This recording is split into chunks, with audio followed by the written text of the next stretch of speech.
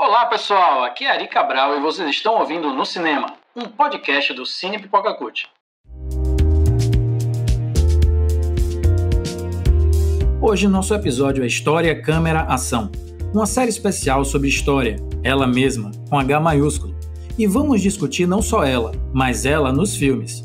Será que tudo aconteceu como é retratado? Será que esses personagens existiram mesmo? O que é verdade e o que é ficção? Nós vamos descobrir isso juntos aqui com meu amigo, o historiador Sábio Ross. No episódio de hoje vamos falar sobre os super-heróis. E aí parece que vamos falar só de um mundo de fantasia, de superpoderes, de supervilões, mas não. Tem muito da história do século XX nas entrelinhas das publicações e dos filmes. Não é não, Sábio? Isso. Eu fico muito feliz em participar desse tema, justamente porque é o tema que eu mais trabalhei, enquanto historiador. Eu até brinco dizendo que eu sou super-herói e historiador nas horas vagas, quase uma identidade secreta. E acaba sendo esse tema muito rico para mim, muito tranquilo também para falar sobre ele. Obrigado pelo convite. Vamos lá, vamos começar o nosso bate-papo. Eu queria saber de você primeiro, você enquanto historiador, as histórias em quadrinhos, elas servem como fontes históricas? Olha, Ari, essa pergunta é muito boa, porque geralmente as pessoas, quando pensam em fontes históricas, elas têm uma interpretação muito puristas e até muitas vezes positivas do que são fontes históricas. A pergunta é pertinente principalmente pela ideia de que as pessoas fazem da separação entre realidade e ficção. Assim, fontes históricas precisam ser, nessa maneira de pensar, registros da realidade. E por isso, a ficção deixaria de ser uma fonte histórica porque não é registro da realidade. Isso não é coerente, Hoje a historiografia mudou muito e nós entendemos, nós historiadores, pesquisadores, que essas produções ficcionais, artísticas e por aí vai, elas são também fontes históricas justamente porque elas carregam em si discursos, imaginários, valores. Então, todo esse conjunto de representações sobre o passado está dentro tanto de documentos formais, oficiais, quanto dessas produções tidas por imprecisas, tidas por ficcionais, ilegítimas, Pelo contrário. Então são tão reais quanto qualquer outro tema ou evento histórico, aquilo que a gente encontra dentro das narrativas de ficção. As histórias em quadrinhos, bem como um dado tempo atrás, o cinema, são fontes excelentes para os estudos históricos, pois são narrativas que falam de um lugar no tempo, entre o passado existente e o futuro pretendido, e falam de lugares culturais de vivência, valores, ética, moral, sexualidade, etc. Então, quadrinhos em filmes são históricos por existir num determinado lugar no tempo, então eles já são fonte histórica por existir, e muitas vezes fazem uso da própria narrativa histórica em sua leitura. Filmes em quadrinhos sobre o passado enchem os acervos desses dois suportes de arte e entretenimento. Então, histórias em quadrinhos, assim como cinema, assim como série de TV, são fontes históricas, sim, para se estudar o passado. E é um pouco do que a gente vai fazer aqui hoje, não? Isso. Vamos lá. Existe alguma base de comparação entre as mitologias dos super-heróis e as mitologias mais antigas, como a mitologia romana, grega, nórdica, africana? Olha, a gente pode dizer que essa tipologia de arquétipo, de personagem chamado super-herói, eles são herdeiros dessas narrativas, ainda que não sejam do sentido e da função. O sentido narrativo não é o mesmo e a função desses personagens também não é a mesma, ainda que se aproxime. Essas entidades arquetípicas das mitologias antigas, elas eram muito mais do que meros personagens de narrativa. Então elas eram divindades, explicações sobre a realidade, protetores, uma memória sobre o passado. Então toda vez que a gente pega esses personagens da mitologia, eles são um conjunto de coisas a mais do que meramente personagens de narrativa. Então, eles são protagonistas de narrativas tão fantásticas quanto são os super-heróis para a gente hoje. Mas os super-heróis têm uma outra função e uma outra representação. Ambos, tanto os super-heróis quanto os personagens da mitologia, são modelos de comportamento, de atitude, de valores, mas cada um para sua determinada cultura.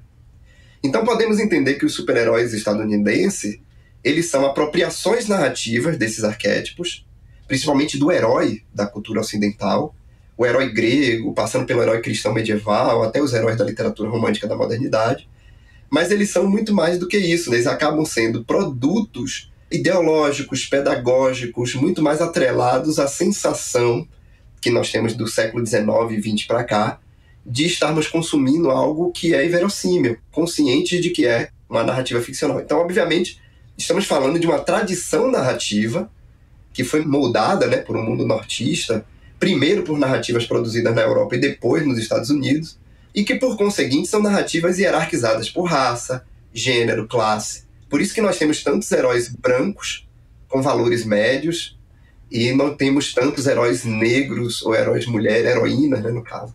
Quando você perguntou sobre mitologia, lembrei logo de um autor chamado Joseph Campbell. Ele tem um livro chamado O Herói de Mil Faces, em que ele diz que dos deuses antigos aos super-heróis de hoje, há uma espécie de estrutura básica, basilar, que ele chama, né, nesse livro dele, de monomito, que é como se fosse um mito original, uma ideia mítica original, que ela é absorvida, apropriada, às vezes de forma até inconsciente, de acordo com as interpretações do Campbell, e que ela sobrevive na imaginação humana. Porém, Ari, as funções de Aquiles e de Superman, de Super-Homem, elas são muito diferentes, elas são díspares, né? Então, dentro das culturas em que elas existem, elas têm funções diferentes, elas têm maneiras diferentes de existir. Então é preciso cuidado antes de definir o Homem-Aranha como se fosse um Teseu contemporâneo, sabe? Além do fato de que há personagens que são explicitamente ligados às mitologias. Aí nós vamos ter o caso de Mulher Maravilha e Thor, por exemplo, né? Mulher Maravilha com essa mitologia grega fazendo parte da origem dela, e o Thor sendo um personagem explicitamente da mitologia escandinava, né, que nós conhecemos.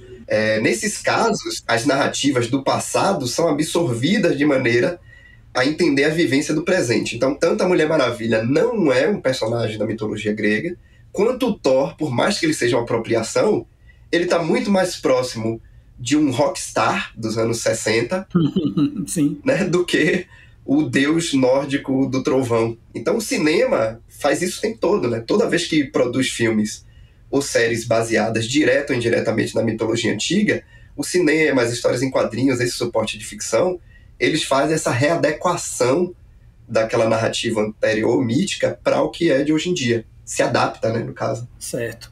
Existem fases históricas na criação desses super-heróis? Me conta um pouco sobre as características de cada uma dessas fases. Olha, grosso modo, sim, né? A gente tem, para pesquisar, principalmente dentro da área de história, a gente precisa criar termos, convenções para dividir a própria historicidade daquele objeto.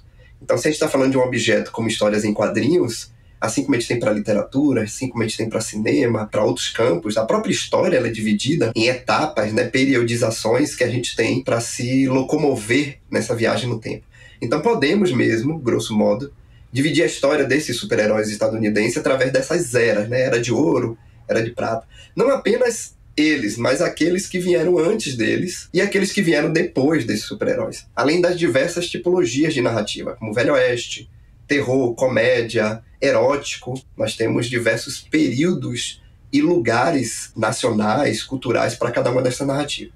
O que poderíamos chamar de pré-história, e aí eu vou fazer até uma brincadeirinha, um adendo, né, que pré-história é um termo em desuso, a gente quase não usa hoje dentro dos estudos paleolítico, neolítico, seja lá o que for, a gente usa paleohistória, quer dizer, eu estou usando bastante ultimamente. O termo anterior ele é pejorativo, ele cria uma ideia de que não existia história antes. Sim, sim. Então, se a gente puder chamar de pré-história, né, essa paleohistória dos quadrinhos, a gente vai ver que começa lá nas relações periódicas entre imagens e textos nos jornais do século XIX.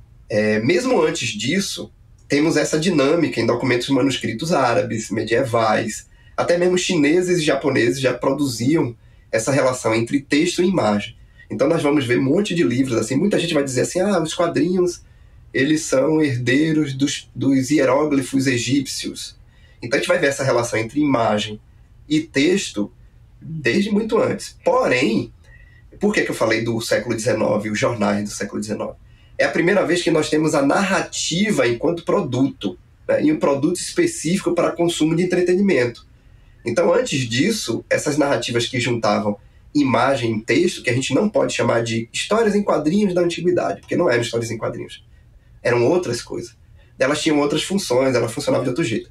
Estamos falando do parto dos quadrinhos, como ocorreu, por exemplo, aqui no Brasil, com o Ângelo Agostini, né? Começou em jornais, produção de charges, caricaturas, e que elas, em sequência, deram origem às chamadas primeiras histórias em quadrinhos.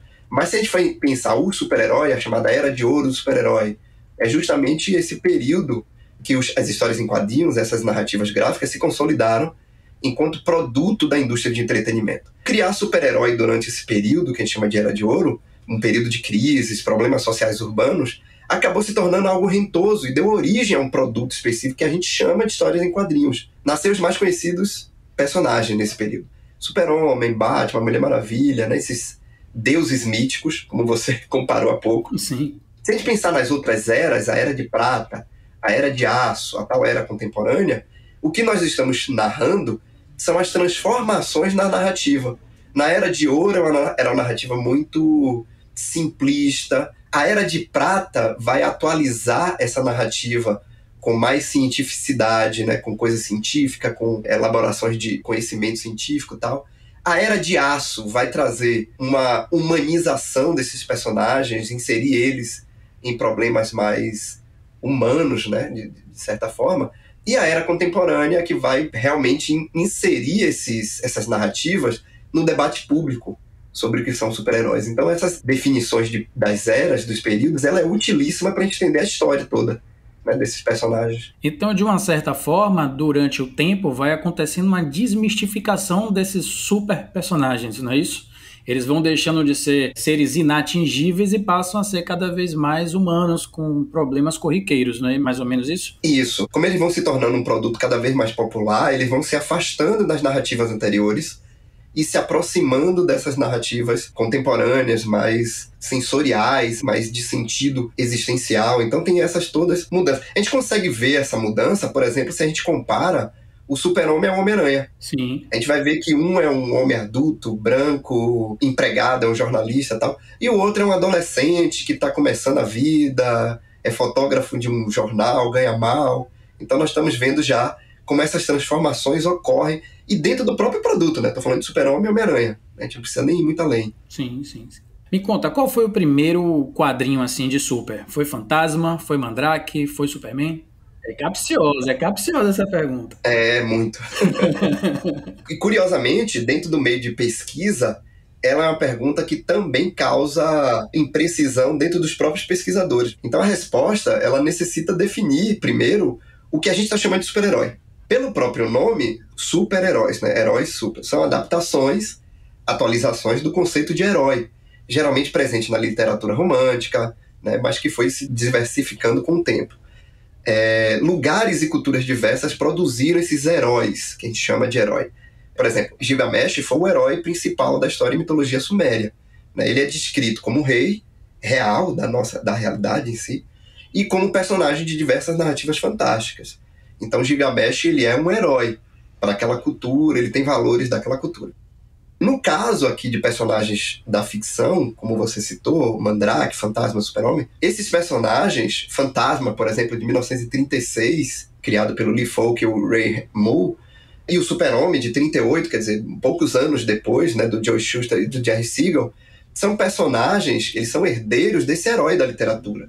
Esse herói do teatro, das óperas, do cinema, mas eles são frutos diretamente de momentos menores, diferente na história dos Estados Unidos. Então nós estamos vendo que a crise de 1929, a ficção de entretenimento buscou o escapismo, as pessoas precisam escapar daquela realidade indigesta, e aí na figura do fantasma, que ele é um pouquinho anterior, 36, esse escapismo é de aventuras internacionais, em outros mundos, outras realidades socioculturais, como a África. Enquanto que o escapismo do Super-Homem, que é o escapismo mais tardio de 38, de um processo já de melhor recuperação da economia, ele é sobre possibilidades estadunidenses de resolução dos problemas urbanos. Então, se o super-herói é um conceito instrumental para um produto específico como Super-Homem, Batman, Homem-Aranha, Mulher Maravilha, então ele precisa de elementos, ele precisa ter elementos mais estruturantes. E aí eu penso o seguinte, o centro urbano, diferente do que acontece com o Mandrake, com o Fantasma, é um elemento importante do super-herói. Ele tá no Superman com a cidade dele, no Batman com Gotham City, por aí vai. O confronto com problemas internos aos Estados Unidos, a gente está falando de crises sociais, quer dizer, criminosos, bandidos, coisas que estão no ambiente urbano. O inimigo não é o outro, né? Não é o outro de outra cultura, de outra nacionalidade. E as lutas de minorias, que aparecem em todos esses esses debates com esses personagens. Mas tudo dentro de uma espécie de senso comum moral. Então Mandrake, Fantasma, Tarzan, eles ainda são muito acorrentados ao imaginário da literatura e do cinema, de viagens para a Ásia, para a África, para outros planetas, né? Até mesmo um planeta chamado Mongo, se a gente for pensar como paródia da China na primeira metade do século XX, ali nos quadrinhos e nos filmes de Flash Gordon, com um vilão chamado Ming. Não tem coisa mais chinesa do que um vilão chamado Ming. Então, a gente vai ver que a diferença do herói de aventura para o super-herói é justamente esse conjunto de estrutura que envolve o urbano, problemas sociais internos, crises, crime organizado. Então, todas essas coisas, elas vão fundamentar melhor o conceito de super-herói do que simplesmente superpoder. Porque se a gente for pensar no superpoder como alegoria, o Batman não seria super-herói. E o Mandrake seria, porque o Mandrake faz mágica. E o Batman nem isso, coitado, né? O poder dele que ele tem é só o poder aquisitivo. Exatamente. Eu já ia dizer, é o superpoder dele. É um dinheiro que nunca termina. Sim, então cada super me parece que tem um tema central na sua origem, ligado a algum movimento histórico, né, do século XX. Eu queria fazer o seguinte com você, eu vou separar e a gente vai fazer um paralelo aqui de cada momento com o super-herói durante esse século, beleza? Beleza. Então vamos lá. Super-Homem e a Grande Depressão de 29. Na verdade, ele é de 1939, mas a criação dele se remete a 1933. Os criadores do Super-Homem, eles já tinham feito o uso desse termo, né, Superman, no caso, para uma série de tiras em 1933 que foram um fiasco. Não ganharam nada, não ganharam nem notoriedade. Essa tira mostrava um personagem que era o seguinte: era um homem careca, muito inteligente, que dominava o mundo com mão de ferro. Então era um Lex Luthor fascista, né, em 1933. Esse personagem, ele era muito próximo do que estava acontecendo na Europa no mesmo período. A gente tem que lembrar que foi nesse período, primeira e segunda metade da década de 30, no início do século XX, que estavam em apogeu movimentos autoritários na Europa, né, inclusive o nazifascismo. Então é óbvio que esse personagem, criado por dois judeus, descontentou todo mundo. Inclusive, até conta-se, né, que até a mãe de um deles, que disse: meu filho, cria um personagem melhor, faz uma coisa mais judaica, não faça uma coisa tão assim. E aí que ele cria o Super-Homem mesmo em 1938, né? Eles vão criar o Super-Homem justamente com essa mistura de personagem bíblico. Se a gente for pensar nele, ele é muito personagem bíblico, e com um artista de circo, né? Então o Super-Homem, ele é esse personagem bíblico circense. Agora é curioso, Ari, porque nas primeiras edições o Super-Homem tinha problemas sociais muito mais evidentes do que problemas alienígenas, apesar dele ser um alienígena. A primeira edição do Super-Homem, ele evita que um homem inocente seja condenado à morte, eletrocutado. Ele corre, ele é muito veloz, ele consegue chegar até o lugar e impede que esse homem seja levado à morte, né, por um crime que ele não cometeu. E a segunda ação dele, nesse mesmo quadrinho de 38, ele bate em um marido que está batendo na esposa, quer dizer, ele impede essa mulher de apanhar do marido.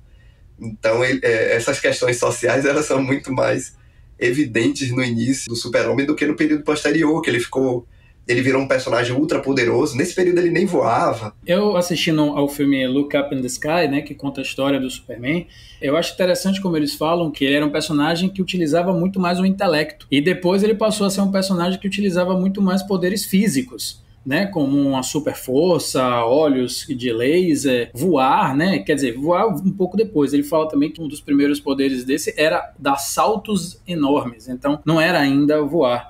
E eu achei interessante essa mudança de como ele veio de um personagem intelectual para um personagem físico. A mim me remete muito a esse poder dos Estados Unidos sobre os outros países, né? Porque o personagem chega para meio que estimular a autoestima do norte-americano. É o que eu sinto. Isso é o ponto central do grande sucesso dele, primeiro nos quadrinhos e depois nas séries e filmes que foram produzidos depois. Inclusive, na primeira capa da revista do Super-Homem, na verdade ele surge na Action Comics, né? A primeira imagem dele é justamente ele carregando um carro e destruindo esse carro. E o que causou bastante comoção, coerentemente, esse vigor físico, ele acaba sendo muito mais impactante o suficiente para angariar o personagem para o gosto público. Não é à toa que quando ele vai para a radionovela, as pessoas estão esperando dessas habilidades físicas serem narradas, e quando ele vai para a série de TV, filmes, ele também vai assombrar as pessoas com os efeitos visuais, né? Isso é muito evidente. Apesar de que, às vezes, as pessoas cometem um equívoco de pensar que o personagem ele foi produto direto da participação dos Estados Unidos na guerra. na Segunda Guerra Mundial. Mas ele é anterior. Ele já era um produto que vendia bem, assim como Popeye, por exemplo. E com o advento da guerra, esses personagens foram, se a gente pode botar aspas nisso, alistados pelos Estados Unidos a participarem da guerra.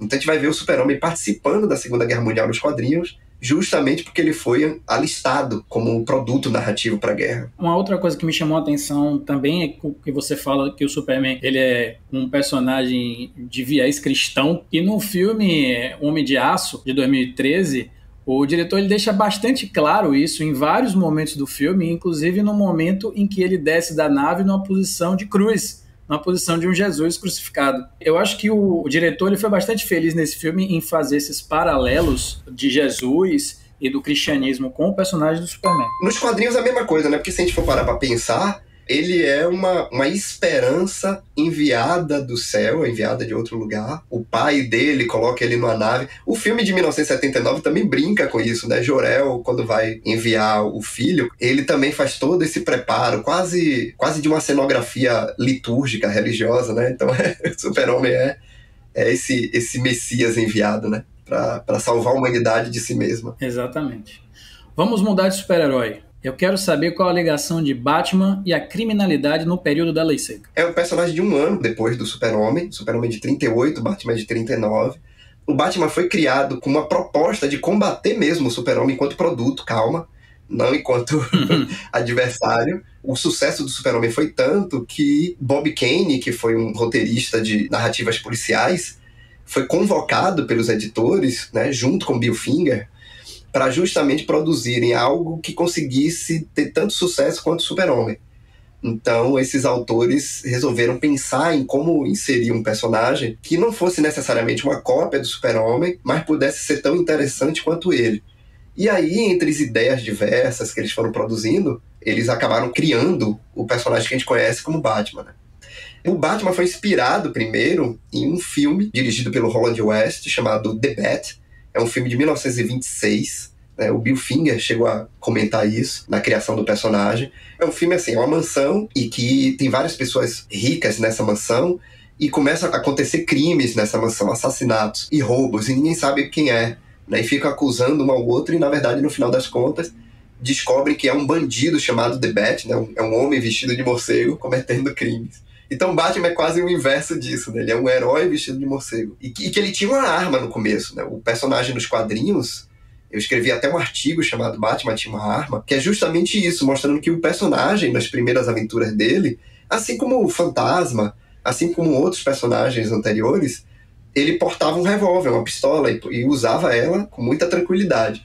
Porém, nesse período de 38, 39, é o apogeu do que nós estamos chamando de período da Lei Seca, e a própria Lei Seca criou uma criminalidade muito específica, que é justamente desses bandidos envolvidos com o tráfico de bebida, né? Al Capone talvez seja o mais conhecido deles, eles foram bastante mediatizados. Até anterior ao período do Batman, em 1932, saiu o filme Scarface. Esse filme aqui no Brasil ficou conhecido como A Vergonha de uma Nação. Nesse filme de 32, já aparece um evento que foi do período, que causou comoção imensa na mídia, que foi chamado Massacre de São Valentino, que foi no Dia dos Namorados, em que o Al Capone colocou os bandidos para matarem seus rivais e tudo.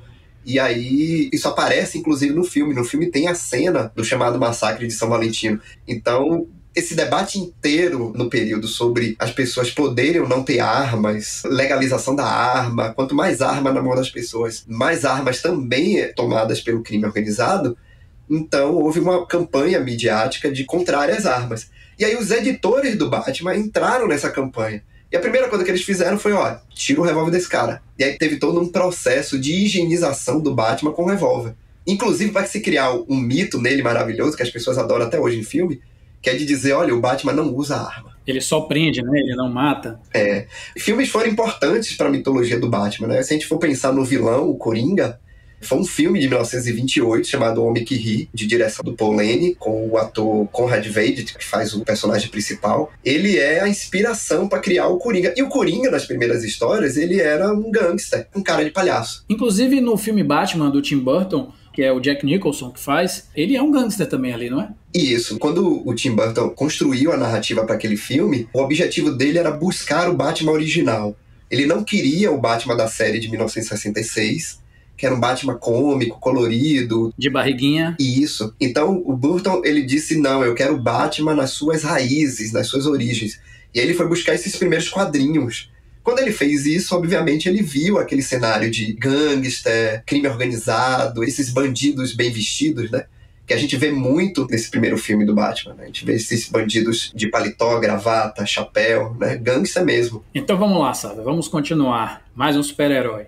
Mulher Maravilha e os movimentos feministas. Tem alguma ligação? Ari, essa pergunta é ótima, porque essa pergunta foi justamente a que eu fiz quando eu iniciei meu processo de construção da dissertação de mestrado. Eu fiz um mestrado na área de História, e o mestrado foi justamente sobre a dinâmica que ocorre entre a personagem Mulher Maravilha e os movimentos de mulheres nos Estados Unidos. Os criadores da Mulher Maravilha a fizeram em 1941, ela aparece já com aquela roupa que é uma bandeira dos Estados Unidos. A gente tem que lembrar que esses personagens como Mulher Maravilha, Capitão América, que vestem a bandeira dos Estados Unidos, aquilo ali era uma isenção de imposto. Então a roupa dela é para a editora não pagar imposto. E aí a Mulher Maravilha surge em 41, mas ela é uma personagem já pensada muito antes pelos seus idealizadores, né? Pelo Moulton Marston, William Moulton Marston, que é o dito criador da Mulher Maravilha. Ele construiu a personagem junto com suas duas esposas, né? A Elizabeth Marston, que é a esposa formal, oficial do William, e a Olive Byrne, que foi aluna dele e que depois se tornou parte do trisal, né? Eles formaram um trisal. Tem até um filme sobre isso, né? Professor Marston e as Mulheres Maravilhas. Isso, exatamente, né? Que é sobre a biografia. O filme é bem fantasioso, né? As coisas não aconteceram daquela forma. Tem uma biografia deles, escrita pela pesquisadora Jill Lepore, chamada A História Secreta da Mulher Maravilha, que é muito mais pertinente sobre esse passado do que o filme. Mas o filme é bom de assistir, é divertido, interessante. E a personagem, ela é fruto justamente da participação dessas duas mulheres, a Elizabeth e a Olive, em movimentos feministas. Então elas foram muito ativistas dos movimentos de mulheres, primeiro do movimento sufragista em 1920, nos Estados Unidos, e depois, óbvio, com outras participações de pautas e temas no movimento feminista. A Mulher Maravilha vai continuar tendo temas feministas nas suas primeiras histórias, mas com a morte de William, os editores resolvem mandar a Mulher Maravilha ser escrita por um militar que vai transformar ela numa espécie de heroína dramática do tipo, será que eu continuo sendo heroína ou eu me caso, como toda mulher deve fazer? Então, há toda uma longa história da Mulher Maravilha com a relação tanto de aproximação quanto de afastamento dos movimentos feministas. Não é à toa que em 1972, quando é lançada uma revista feminista chamada Miss Magazine, é uma revista especificamente feminista para público de entretenimento, para consumo em banca de revista, a edição número 1 dessa revista, na capa vem a Mulher Maravilha. E com os dizeres Mulher Maravilha para presidente. E é justamente o título do livro que eu escrevi, que a minha dissertação virou livro, que é justamente Mulher Maravilha para presidente, que foi todo esse histórico da relação da Mulher Maravilha com os movimentos feministas. Que massa. Vamos lá, mais um. Capitão América e a Segunda Guerra Mundial. Capitão América também de 41, como eu falei, né? É um personagem que o uniforme também é um uniforme bandeiroso, muito mais propagandista do que a Mulher Maravilha. Ele realmente é um super soldado. Sim. Há toda uma narrativa dele sobre como ser um soldado, alistamento, e alguém que queria servir ao país, mas não tinha condições. Há uma ideia de ser um país e ser um personagem, ser uma nação protetora. Por isso que os Estados Unidos diz que não participou da Segunda Guerra como ameaça, mas como protetor. Ele vai proteger o Ocidente, ele vai proteger a democracia. Por isso que o Capitão América usa o escudo, né? O escudo é essa metáfora de proteção do personagem. É um personagem de 41 também, que vive até hoje, né? Um dos personagens ainda em evidência. Teve o filme dirigido pelo Joe Johnston, em 2011. Capitão América é o primeiro Vingador. O Capitão América é o primeiro Vingador. Que tem algumas mudanças, né? Nos quadrinhos, ele enfrentou nazistas. Essa figuração de nazistas em 2011 ficou meio indigesta e os diretores optaram em usar essa vertente do nazismo quadrinizada que foi a Hydra. Sim. Mas continua com as mesmas características visuais do nazismo. Eu acho interessante como a capa já da primeira revista do Capitão América ele dá um soco na cara de Hitler. Sim. É muito forte isso da ligação dele na Segunda Guerra Mundial, e ele, mais do que isso, ele é uma resposta ao Tio Sam, né? Ele é uma resposta àquele cartaz do o exército norte-americano precisa de você, nós precisamos de você, porque o surgimento dele é por pura vontade. Ele não tem força para estar ali, ele não tem capacidade para estar ali. E é aí que vem o soro do super soldado, porque o soro do super soldado casa com a super vontade dele de servir a nação dos Estados Unidos. Ele é uma resposta clara ao cartaz do Tio Sam. E é um personagem que foi construído com essa moral dos anos 40, e ele vai passar por transformações. Você vê o personagem mudar muito nos períodos seguintes. Ele ganha um parceiro na década de 60, bem no auge dos movimentos sociais negros. Ele ganha um parceiro que é aquele Falcão. Ele não é um sidekick como era o Buck, quer dizer, ele não é esse parceiro mirim, essa espécie de Robin. Ele, diferente disso, ele era um cara, um parceiro de igual potencial, em que inclusive dizia o tempo todo pro Capitão América: olha, Steve, essa não é a América que você conhece. A América que você viveu foi da década de 40. Né? Isso foi apropriado muito bem com os quadrinhos, né? Mais recentes. Os quadrinhos e os filmes, né, mais recentes. Então é um personagem que mudou bastante. Na época do caso Watergate, que foi um caso de corrupção nos Estados Unidos envolvendo presidentes e tudo mais, geralmente são esses presidentes mais falastrões, dizendo que são contra a corrupção, que vão se envolver em corrupção. Então, o Capitão América chega a deixar de ser o Capitão América, né? Ele rasga o uniforme nos quadrinhos e tudo mais. Em um outro quadrinho chamado O Veneno do Escorpião, ele chega a dizer: a questão com esses comunistas, eu deveria ter batido menos e perguntado mais. Então mostra uma ruptura do personagem em muitos momentos com o status quo idealista estadunidense-americano. Então é um personagem que também sofreu bastantes transformações. Ora ele está mais sintonizado com o Partido Democrata, ora ele está mais sintonizado com o Republicano. Então ele é um personagem também que fala muito da política interna nos Estados Unidos, não só da política externa. Engraçado que a gente vê também um pouco isso nessa nova série de filmes da Marvel, né? Algumas dúvidas do Capitão América de se ele está servindo a pessoa certa ou não, em alguns momentos, poucos, mas existe. Mas a gente vê muito isso na série Falcão e Soldado Invernal, porque nessa série ele já não existe mais e o Falcão está assumindo o escudo do Capitão América e há uma pressão para que ele assuma ser o novo Capitão América e ele não sabe se ele tem a capacidade de seguir o que Steve Rogers pensava e agia, porque ele não pensa como Steve Rogers. Ele acha que o mundo é diferente, não aquele que Steve Rogers pensava. Então eu acho que esse embate que você fala que tem nos quadrinhos, tem na série Falcão e o Soldado Invernal. Inclusive os vilões, né? Nos quadrinhos ele tem um vilão, ele tem uma quantidade de vilões que são bem chauvinistas, que são vilões patriotas, nacionalistas. Na série a gente vê isso também, né? O Capitão América, que é escolhido para ser, quase um fascista de azul, né? Então a gente vê muito isso no debate do Capitão América. Ele é esse fascista, ele é mais liberal, quem é esse personagem, né? Por isso que eu cheguei até a brincar algumas vezes de dizer: ninguém conhece o Capitão América, porque para conhecer ele precisa ver a passagem do tempo desse personagem na mão de diversos autores, né? E em diversas produções fílmicas. Vamos lá, vamos continuar. Hulk e a ligação às bombas atômicas de Hiroshima e Nagasaki. O personagem Hulk já é um personagem nascido de uma explosão atômica, né? Na verdade, o conhecimento atômico, a ciência física, química do período, construiu o personagem como um reflexo da Guerra Fria. Mas aí você tem que lembrar que o Hulk ele é inspirado na dicotomia do personagem lá de Robert Louis Stevenson, no livro O Médico e o Monstro. Esse cientista, né, que entende de química, e quando ele toma esse produto químico, ele vira esse monstro, essa aberração, que no livro é pequenininho, não é um indivíduo alto, forte, mas essa figura alta, forte, impávida, a gente vai ver também inspirada em outra obra literária, que é Frankenstein, da Mary Shelley. Sim, sim. O Hulk é esse meio termo entre o Frankenstein e o Médico e o Monstro, e que vai virar uma espécie de efeito colateral da guerra armamentista estadunidense do período da Guerra Fria.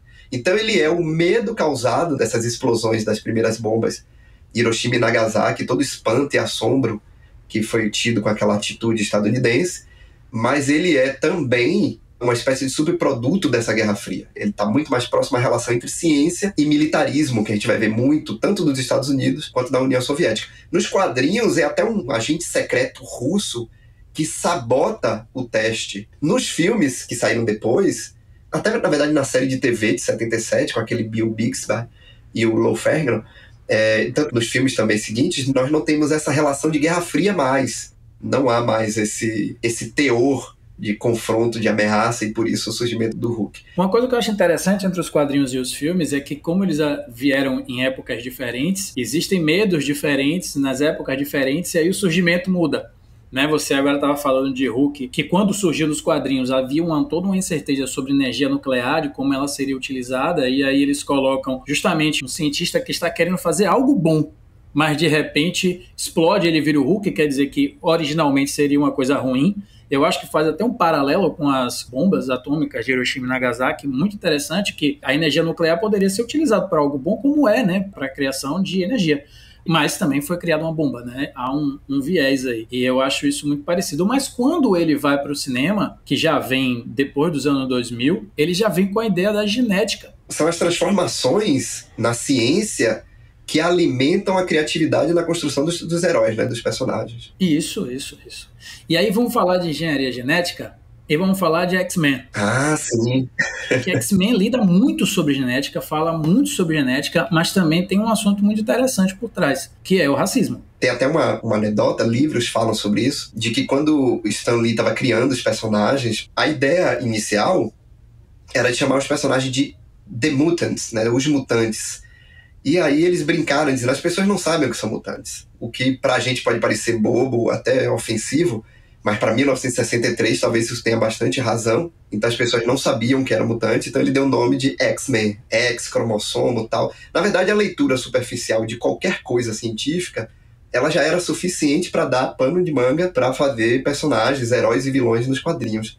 Então quando os X-Men surgem em 63, ainda que eles tenham um vínculo metafórico muito forte com a realidade racial, a ideia inicial é dizer que eles são essa relação genética, que é o gene, que é a biologia, que vai transformar as pessoas em seres diferentes, que vai dar a elas poderes e outras coisas. Então a gente vai ver muito mesmo desses estudos de genética. A gente tem que lembrar que em 60 a gente já está mudando a concepção do conhecimento sobre genética, né? Não é aquele conhecimento basilar do Gregor Mendel e tudo mais. A gente está passando por um processo agora de experimentações genéticas muito diferentes, com elementos químicos, com radiação, com tudo mais.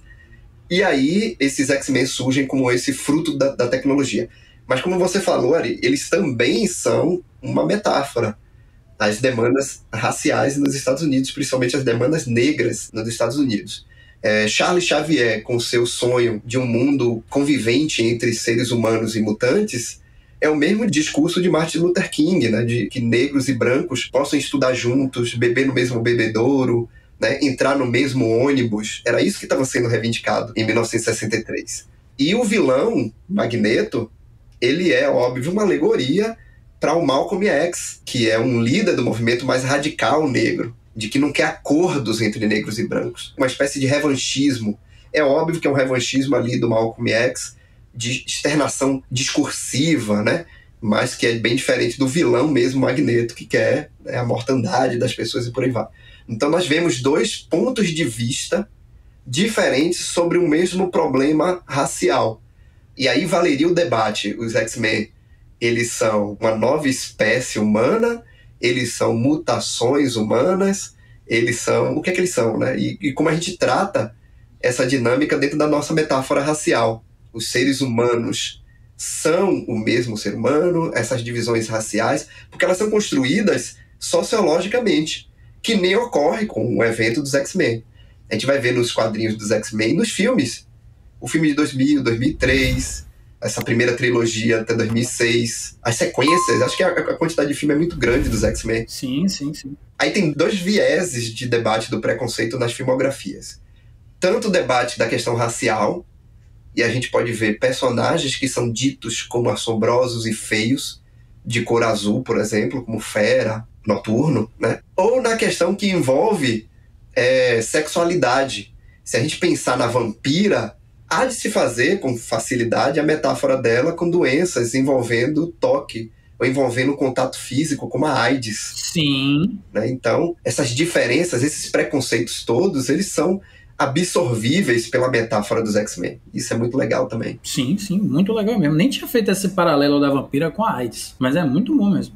Você estava falando sobre engenharia genética e os testes com várias outras coisas, como radioatividade e tal, e eu vou puxar o próximo, que é o Quarteto Fantástico. Que o Quarteto Fantástico, ele nasce em 61, e ele não só traz essa engenharia genética à exposição de eletromagnetismo espacial, Mas em 61 também estava acontecendo uma corrida espacial. E existia uma incerteza sobre para onde isso ia chegar, não é não? Era o novo mundo, sair do mundo, né? Era a coisa assombrosa que só se tinha até anteriormente na ficção.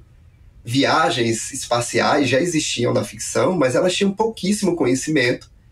E aí, com isso se tornando realidade, as pessoas ficaram assombradas. Quando Stan Lee e o Jack Kirby construíram a narrativa de Quarteto Fantástico, eles, na verdade, estavam pensando muito mais na questão empresarial. Eles queriam confrontar o sucesso editorial da Liga da Justiça. A Liga da Justiça estava ganhando bastante público, né, vendendo bastante. E eles disseram, caramba, a gente tem que fazer algo parecido, tal, não sei o quê. Só que eles não queriam abrir mão das narrativas de ficção científica que eles tinham em várias revistas. Então eles juntaram uma coisa a outra. Então o Quarteto Fantástico ele é ao mesmo tempo super-herói, mas ele ainda é uma revista de ficção científica pé no chão, né? Raiz, como a gente poderia dizer. Então a gente vai ver todos esses elementos ali inseridos e, óbvio, essa exploração espacial na corrida espacial, em que Estados Unidos e União Soviética estão disputando quem consegue demonstrar publicamente mais potência científica, técnica, para enfrentar novas adversidades, que no caso era justamente sair do planeta Terra, quer dizer, esse desafio que deveria demonstrar tanto habilidade técnica quanto conhecimento. E aí é óbvio que esses dois países entraram em confronto. E a gente vê isso tudo muito bem romantizado nos filmes do Quarteto Fantástico. Sim. E todo mundo lembra do filme de 2005 a 2015, né? 2005, 2007, que foram filmes que fazem parte um do outro. E o filme de 2015, que é uma releitura, né? Um remake. Mas tem o filme de 94 também, né? Que é um filme também do Quarteto Fantástico. Muito mais pobrinho de efeitos especiais. Com certeza. Eu me lembro bem da cena do Doutor Fantástico, a mão dele esticando, era apenas um movimento de câmera para trás, assim. Ele não tinha nenhuma computação gráfica e tal, era um negócio bem pobrinho. Pobrinho mesmo, a palavra é essa, com sérias restrições de orçamento. Mas era o que se poderia fazer com criatividade, né, no período, né? Era o que dava para fazer. Vamos lá. O Homem-Aranha, eu acho interessante porque ele começa também nesse período de energia nuclear e tal, tanto que a aranha é radioativa. Mas no filme, a aranha já era fruto de uma mutação genética de um bocado de outras aranhas que ele misturou e tal. Fala esse paralelo aí do Homem-Aranha, do surgimento do Homem-Aranha. Assim. É muito curioso porque, assim, como a gente está falando de transformações na ciência, entre o quadrinho de 1962 e o filme que foi de modificação genética é o do Tobey Maguire, né, que foi de 2002. Isso. Nós temos uma quantidade de tempo bastante aqui de que é óbvio que o conhecimento mudou sobre essas coisas. Então as pessoas não teriam mais a mesma receptividade da questão da radioatividade interferida no corpo aracnídeo ali, com o que já tem de mais moderno, que tem mais de contemporâneo em 2002. Ele está falando de uma outra realidade de assombro científico, que é a engenharia genética, né? Que não é mais aquilo. Inclusive, era um questionamento que nos quadrinhos já se tinha, porque se Peter Parker foi mordido por uma aranha, que aranha é essa? Quais poderes ele tem? Por que ele não tem veneno? Por que isso e aquilo? Então, para poder dizer que ele tinha poderes de diversas aranhas diferentes, a explicação da engenharia genética era mais plausível para o público que está assistindo o filme em 2002, né? Esses filmes vão falar muito de tecnologia. Se a gente pega o filme do Andrew Garfield, os dois filmes lá de 2012 e 2014, é muito mais de tecnologia robótica, né? Estamos falando de robótica, de computação, nós estamos falando de um outro patamar que não é nem a engenharia genética e nem a energia nuclear. E o Tom Holland vai trazer um outro elemento muito evidente no Homem-Aranha, que está lá desde 1962, quando Stan Lee e o Steve Ditko escreveram, produziram, criaram o personagem, que é a relação do personagem da ideia de adulto para adolescente. Ele não é um adulto, né? Ele é um adolescente muito inteligente. Por ser muito inteligente, ele faz parte de uma cultura estudantil específica, que é o nerd, que para a época era aquele indivíduo que tinha vergonha de dizer o que é, se escondia atrás de óculos e roupas mal organizadas. Hoje, o presidente Barack Obama já consegue abrir a boca e dizer que ele era um nerd, né? Que tá tudo ok. Então a gente vê essa mudança muito evidente no Homem-Aranha, dessa produção, tanto nos quadrinhos quanto nesses filmes. Verdade. Nesses novos filmes do Homem-Aranha, ser nerd é algo empoderador, né? É diferente. Eu me lembro do amigo dele que fala assim, poxa, deixa ser o seu nerd da cadeira, deixa ser o seu nerd da cadeira, que é o cara que fica no computador dizendo pra ele pra onde vai e tal. Na cabeça dele, todo super-herói tem aquilo. Tem um nerd da cadeira que fica lá por trás falando isso. O nerd não era algo bem quisto nos anos 60 ainda, né? A gente vai ver vários filmes que representam esse período, que são justamente filmes em que o nerd é uma figura indigesta, engraçada, ridicularizada. A não ser que essa figura ela fosse um empresário, né? Então, um empresário e cientista como o Tony Stark, ele já não seria recebido da mesma maneira. Então, o nerd, para ganhar patente de respeito, ele precisava ser um empresário no sistema capitalista, né? Vamos lá, vamos falar de Tony Stark. Homem de Ferro e a Guerra do Vietnã. O Homem de Ferro nasce, né, do período do confronto da guerra, e ele é um produto direto da guerra, ele é um industriário. Há uma relação entre ciência e capitalismo muito forte dessas indústrias de tecnologia, do que a gente vai chamar de terceira revolução industrial, que ocorreu em 1950, mas que está fazendo efeito ainda durante esse processo de Guerra Fria. E Tony Stark, ele é o representante desse universo, esse métier específico do empresário cientista. Não é à toa que ele é um bon vivant desde os primeiros quadrinhos, lembrando que todo incidente que envolve o drama para construir o personagem sofre um acidente, muito parecido com o filme, né? Sofre acidente no coração e aí precisa usar uma placa peitoral e tal.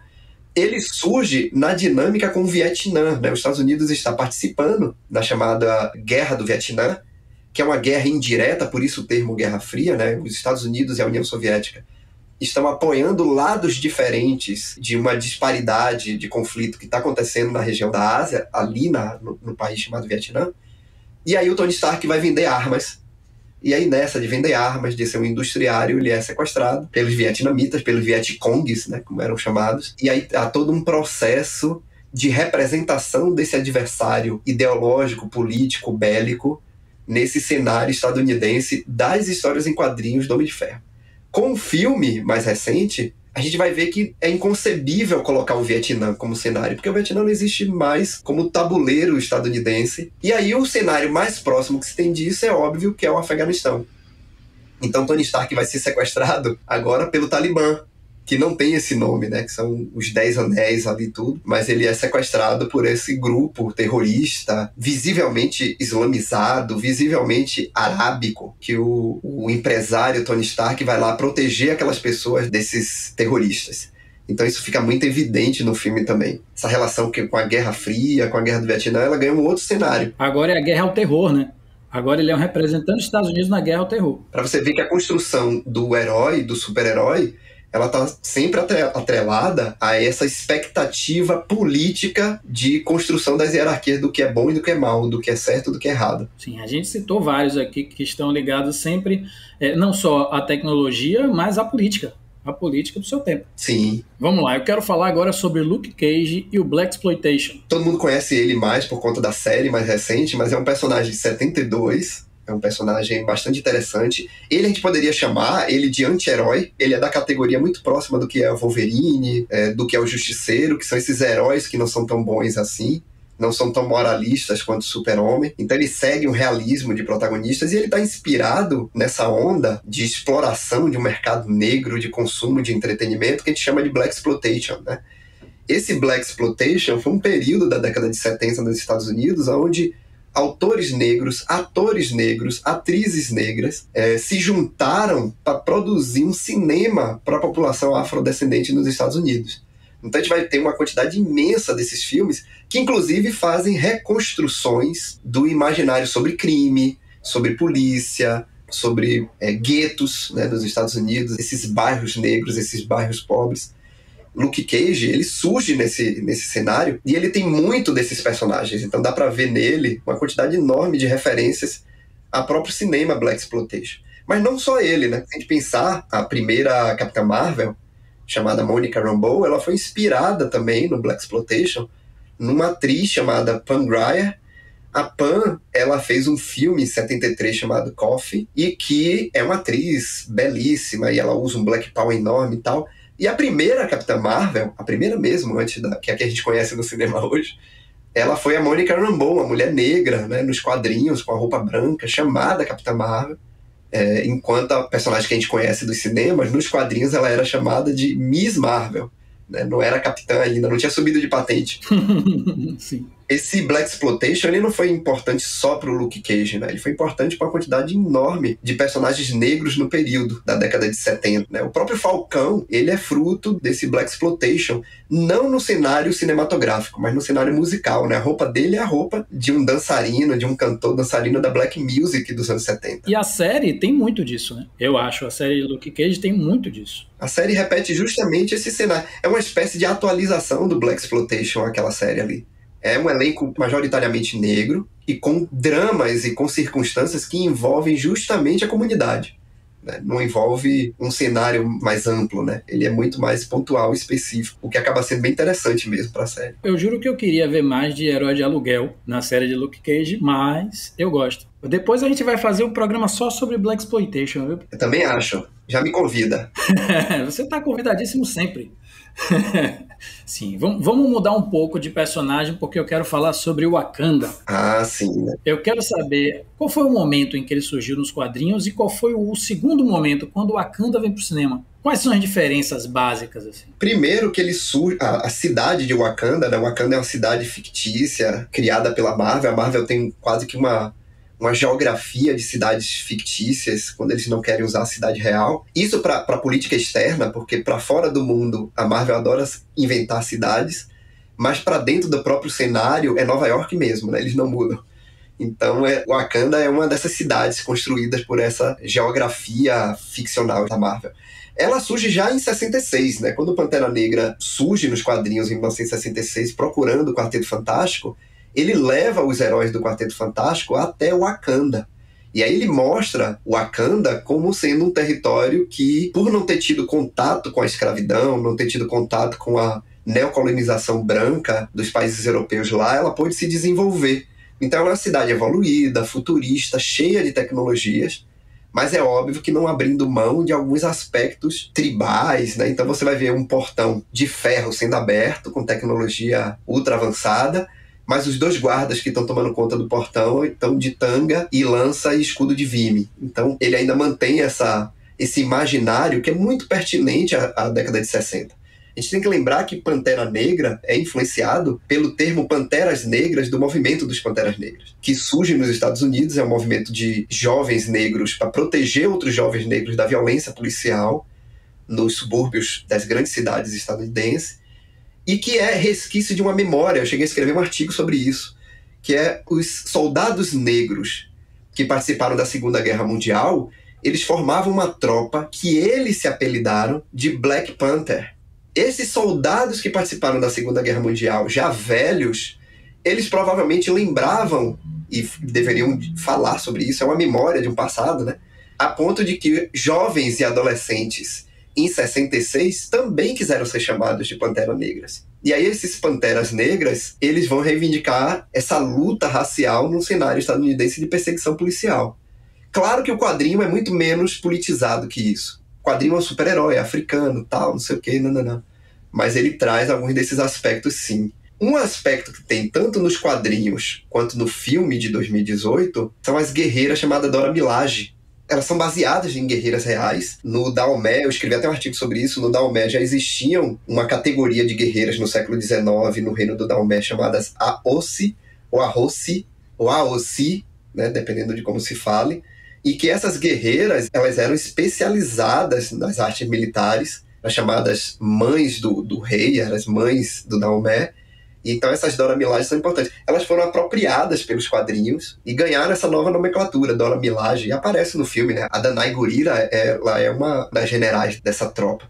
Uma coisa interessante, se a gente for falar de Wakanda antes e Wakanda depois, é que o filme que sai do Pantera Negra nos Estados Unidos em 2018, ele faz parte de uma nova onda de movimento racial que começa lá em 2013, com os movimentos iniciais do Black Lives Matter, né? Então, essas vidas negras importam, lá de 2013, que vai se tornar um movimento também contrário à violência policial e outros tipos de violência simbólica, ela vai ser o esteio ideal para se produzir o filme Pantera Negra, que vai se apropriar não só de elementos figurativos dos quadrinhos, como de outros elementos atualizados. Por isso que a gente pode até dizer que o filme Pantera Negra e as duas Wakanda que aparecem, né, tanto nos quadrinhos quanto no filme, elas são afrofuturistas, no conceito artístico de afrofuturismo, elas se adequam com muita eficiência. Então há uma relação muito potente de Wakanda e como construção de um discurso memorialista, mesmo ficcional, né? A gente sabe que o Wakanda não existe, mas é importante te ver o quanto que as pessoas se apropriaram disso para movimentos sociais. Eu acho interessante como no filme Pantera Negra ele tem um movimento final de abrir a tecnologia de Wakanda, de abrir o Wakanda para fazer relações com outros países e tal. Enquanto que nos quadrinhos, eu não me lembro, mas eu acredito que isso não acontece. Eu acredito que o Wakanda sempre continua escondido mesmo. Eu tô errado? Na verdade, assim, nos quadrinhos já tem uma abertura de Wakanda, mas não assim, compre sua passagem turística para visitar Wakanda. Nos quadrinhos não tem isso, né? A cidade ainda é fechada, mas as relações diplomáticas, comerciais, científicas, de saúde, todas estão interligadas nos quadrinhos mais recentes sobre o Pantera Negra. Filme e quadrinhos sempre tiveram uma relação muito próxima. Então a gente consegue ver essa transformação ocorrendo tanto na produção fílmica quanto nas histórias em quadrinhos. Agora eu queria falar sobre os novos heróis. Quais são os temas da atualidade assim que inspiram eles? Eu já vi as pessoas dizendo coisas do tipo, os personagens de quadrinhos hoje em dia estão muito politizados.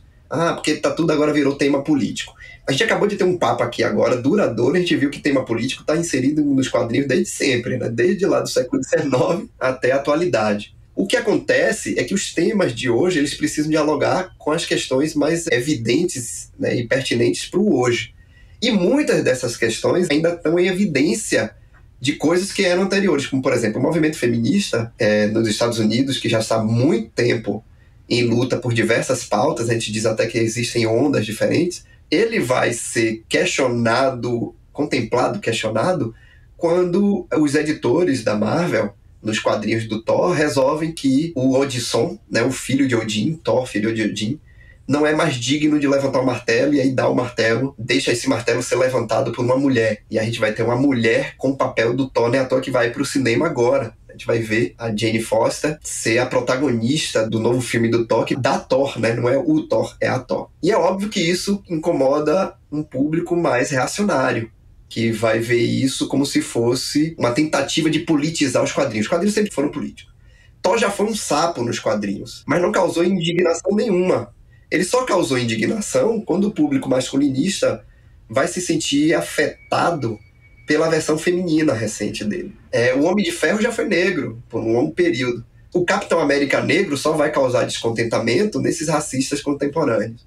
A gente vive hoje no mundo, principalmente no mundo pós-2010, um levante de movimentos reacionários que são retroalimentados em redes sociais e que esses movimentos vão atacar produções ficcionais justamente porque elas questionam essas questões que ainda não estão resolvidas, que tem a ver com raça, com gênero, com classe, com sexualidade, transexualidade, e que esses movimentos reacionários são, obviamente, resistentes a essas transformações. Lembrando que eles gostam de se dizer conservadores, mas isso não é conservadorismo, isso é puro reacionarismo. Então os temas que talvez sejam hoje mais pertinentes sejam aqueles ainda mais enraizados na proposta de mudar a nossa sociedade. Então a gente vai ter super-heróis estrangeiros, árabes, islâmicos, super-heroínas, mulheres, cada vez mais com posturas que a gente vai chamar de feministas, mas que já deveriam ser chamadas como posturas normais do mundo. A gente vai ter o Miles Morales como o Homem-Aranha negro, com a animação dele, que é excelente. Você já viu essa animação? Sim. Homem-Aranha no Aranhaverso é sensacional. Maravilhosa essa animação. E já fazem alguma referência a Miles Morales nos filmes do Andrew Garfield, né? Que aparece o tio dele, né? Aparece o tio, porque o Miles Morales tem um tio criminoso, né? Que é contrabandista, trabalha com contrabando e tal. O Gatuno. Exatamente. Esse nome é maravilhoso de vilão. Gatuno. Então, ele já aparece ali. Então temos temas diversos que ainda podem ser tratados e que eles são muito pertinentes à nossa sociedade. Nem à toa que eles causam ainda muitas controvérsias e questões. Por exemplo, a gente teve uma edição dos Vingadores em que 2 personagens do sexo masculino, cisgênero, se beijam, e isso causa uma comoção no público religioso reacionário no Brasil, né? À toa que até um prefeito, na época, resolveu censurar e perseguir a história em quadrinho. É óbvio que ele não conseguiu, isso é inconstitucional, mas houve uma tentativa, primeiro discursiva, toda vez que há uma tentativa, ela é discursiva primeiro, Por isso que esses movimentos reacionários vão para redes sociais, esses espaços para negar aquela transformação, e eles gostam de negar essa transformação com a ideia de essência. Ah, mas o personagem sempre foi assim. Se pegar a história de qualquer personagem, nenhum personagem dos quadrinhos, nenhum, ele é essencial. Ele tem uma essência, ele foi o mesmo dos anos 40 até 2022. Nenhum personagem vai ter uma linha coerente, constitutiva de si. A gente vai ver uma diversidade enorme de Mulheres Maravilhas. A gente vai ver uma quantidade enorme de Capitães Américas. A gente vai ver uma quantidade enorme de Panteras Negras, que eles surgem e mudam conforme as necessidades. Por exemplo, a última série do Pantera Negra em quadrinho, escrita por um autor de romance negro chamado Ta-Nehisi Coates, é uma série que vai africanizar ainda mais o Pantera Negra, muito mais do que ele era em 66. A África do Pantera Negra em 1966 era muito mais imaginária, cheia de estereótipos, do que a África que vai ser trazida nos quadrinhos mais atuais do personagem. A Mulher Maravilha nunca esteve tão feminista quanto na atualidade, justamente porque essas mudanças são necessárias para constituir esses produtos e eles se manterem no mercado. Qualquer produto desse que se fosse o mesmo, tanto para quadrinhos quanto para filmes, eles já teriam sido ostracionados e esquecidos. Por isso que a gente tem tanto remake, tanta atualização de mitos, né? É interessante você falar sobre a essência de personagem, porque a gente muda, né? A gente cresce, a gente aprende. Por que os personagens também não aprenderiam? Porque eles também não mudariam, não só em nome de personagens, mas mudanças internas. O Steve Rogers, ele vai mudando ao longo do tempo, porque ele também vai aprendendo, né? Como todo mundo, como a gente também cresce. Sim, isso é ótimo. É isso aí, pessoal. Espero que vocês estejam entendendo muito mais sobre como os super-heróis influenciaram no comportamento, na política, nos movimentos sociais, enfim, trouxeram alterações importantes em toda a sociedade mundial do último século. Eu gostaria de agradecer de novo e sempre ao historiador Sábio Ross, que trouxe todas essas explicações pra gente. Você tem mais algum recado, Sábio? Eu vou fazer agora uma espécie de merchanzinho, né? Convidar as pessoas a darem uma visitada no meu blog. Eu tenho um blog em que normalmente os textos que eu faço acadêmicos, eu consigo montar um texto mais palatável para o público menos acadêmico, né? Justamente até para facilitar o entendimento, né? Uma espécie de serviço de transportar esse texto acadêmico para a sociedade, que é o www.saviorois.wordpress.com. Lá eu vou tratar de temas, né, como sexualidade, gênero, raça, a própria historicidade dessas narrativas de ficção. Então eu deixo dessa vez como recado o convite para que as pessoas possam ler junto conosco esses textos. Eu já estava esperando que você fizesse esse convite. Se você não convidasse, eu ia convidar. E brigadão sempre, Ali, pelo convite de estar nesse podcast. Estou adorando cada episódio. Que massa, que massa. Bom, lembrando que no programa de hoje, para entender o século XX pelos super-heróis, os filmes e séries citados foram The Bat, A Mansão do Morcego, de 1926, O Homem que Ri, de 1928, Look Up in the Sky, The Amazing Story of Superman, Batman, de Tim Burton, Professor Marston e as Mulheres Maravilhas, Capitão América, o Primeiro Vingador, Homem-Aranha, Pantera Negra, X-Men, Superman, Mulher Maravilha, Os Vingadores, O Homem de Aço, Homem de Ferro, Homem-Aranha no Aranhaverso e as séries Falcão e o Soldado Invernal e Luke Cage. Mas não precisa ficar preocupado em anotar enquanto eu falo não, porque a gente coloca direitinho na descrição do podcast para vocês. Fiquem ligados no podcast No Cinema, um podcast do Cine Pipoca Cult produzido em parceria com a Súbito. Vamos ainda analisar aqui personagens, livros e conversar com diretores de cinema brasileiros. Assine o No Cinema, ative as notificações e acompanhe a gente no Instagram, @cinepipocacult ou no site cinepipocacult.com.br. Até mais!